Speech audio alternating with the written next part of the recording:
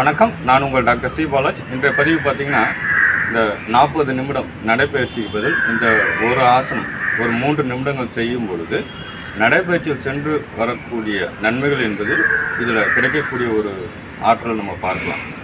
உடனே நடைப்பயிற்சி போவது தவறா என்ற ஒரு கேள்வி எழுப்ப வேண்டாம். நடைப்பயிற்சி போகிறவங்க தாராளமாக சென்று வருவது எந்த விதமான தவறுகளும் இல்லை. நடைப்பயிற்சி போக முடியாத நபர்கள் இந்த பயிற்சிகள் செய்து கொண்டு வரும் பொழுது அதற்குண்டான நன்மைகள் என்பது பார்க்கலாம். இந்த பயிற்சிகள் செய்யும் பொழுது, இந்த ஒரு பயிற்சி செய்யும் பொழுது உங்களுடைய தலையிலிருந்து பாதம் வரைக்கும் இருக்கின்ற அனைத்து உறுப்புகளும் பலப்படுத்தக்கூடிய ஒரு ஆற்றல் உண்டு. ஒரு 25 எண்ணிக்கை நம்ம 2 சுற்றுகள் செய்து கொண்டு வரலாம். உங்களுக்கு எக்ஸ்பீரியன்ஸ் ஆக ஆக உங்களுடைய எண்ணிக்கை என்பது அதிகப்படுத்தலாம்.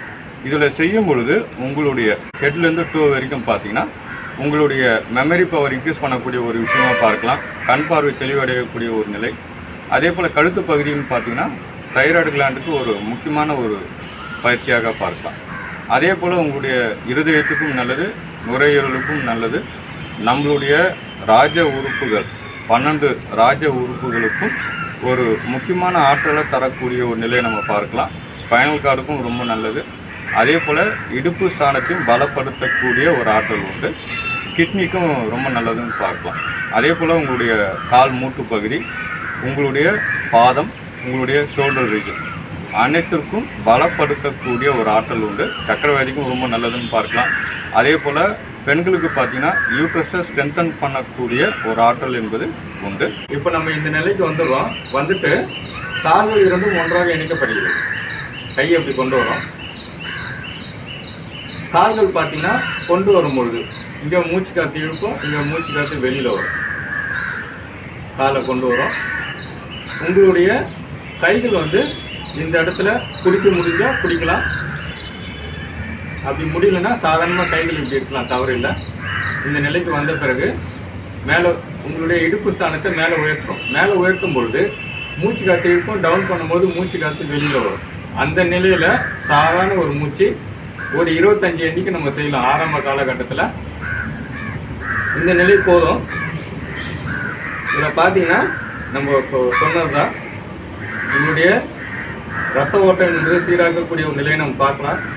பிரெயினுக்கு ரொம்ப நல்லது, கண் பார்வை தெளிவடையும். இங்கே தைராய்டு கிளாண்டுக்கும் ரொம்ப நல்லதுன்னு பார்க்கலாம். இந்த பகுதி விரிவடைவதனால இருதயத்துக்கும் ரொம்ப நல்லது, நுரையீரலுக்கும் ரொம்ப நல்லது. உங்களுடைய ராஜ உறுப்புகள் அனைத்தும் நன்றாக செயல்படும். இடுப்பு ஸ்தானத்துக்கும் ரொம்ப நல்லது. இடுப்பு வலிக்கு ரொம்ப முக்கியமான ஒரு பயிற்சியாக பார்க்கலாம். சக்கரவியாதிக்கும் ரொம்ப நல்லது. உடல் பருமன் குறையும். மூட்டை ஸ்ட்ரென்தன் பண்ணும். உங்களுடைய பாதத்தையும் ஸ்ட்ரென்தன் பண்ணக்கூடிய ஒரு ஆற்றல் என்பது உண்டு. ஜீரண சக்தியை அதிகப்படுத்தும். கேஸ் டபுளுக்கு ரொம்ப நல்லது. ஒரு 25 எண்ணிக்கை செய்யலாம். 25 எண்ணிக்கைன்றது பார்த்தீங்கன்னா 1 2 3 4 5 இது போல் எண்ணிக்கையில் 25 எண்ணிக்கை. இப்போ ஸ்லோவாக டவுன் பண்ணுறோம்.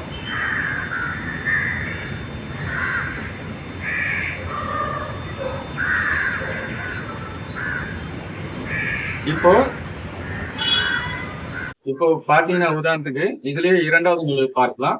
கீழே ரைஸ் பண்ணி செய்கிறோம். அதாவது கீழே ரைஸ் பண்ணி இப்படி கொண்டு வரோம்.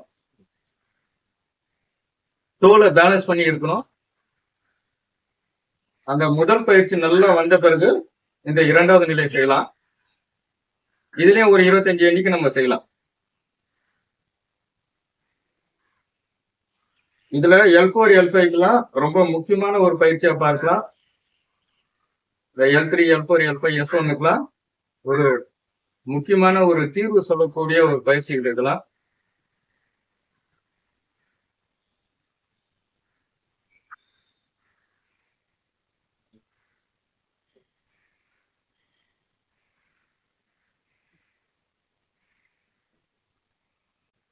இந்த ஆசனத்தோட பேர் சேது பந்தாசனம். அதாவது ஒரு பாலத்தை போல அமைப்பு இருப்பதனால இதற்கு இந்த பெயர்னு பார்க்கலாம்.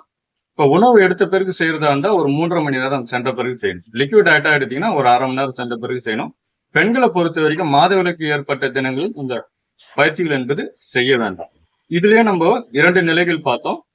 ஃபர்ஸ்ட் நிலை நல்லா வந்த பிறகு 2வது நிலை என்பது செய்யலாம். 25 எண்ணிக்கை செய்யுங்க. ஆரம்ப காலகட்டத்தில் உங்களுக்கு எக்ஸ்பீரியன்ஸ் ஆன பிறகு ஒரு 50 எண்ணிக்கை நம்ம செய்யலாம். 2 சுட்டுகள் என்ற ஒரு கணக்குல நேரங்கள் இருக்கிற பட்சத்துல காலையிலயும் மாலையிலயும் நம்ம ரெகுலரா செய்து கொண்டு வரும் பொழுது உங்களுடைய உடல் அனைத்தும், அதாவது இதை நம்ம தொடர்ந்து செய்து கொண்டு வரும் பொழுது உங்களுடைய தலையிலிருந்து உங்களுடைய பாதம் வரைக்கும் இருக்கின்ற உறுப்புகள் அனைத்தும் பலப்படுத்தக்கூடிய ஒரு ஆற்றல் என்பது உண்டு. இந்த பயிற்சி யாரு செய்ய வேண்டாம் என்று பார்க்கும் பொழுது ஹார்ட் ப்ராப்ளம் இருக்கிறவங்க, ஹை பிபி இருப்பவர்கள் இந்த பயிற்சிகள் என்பது செய்ய வேண்டாம்.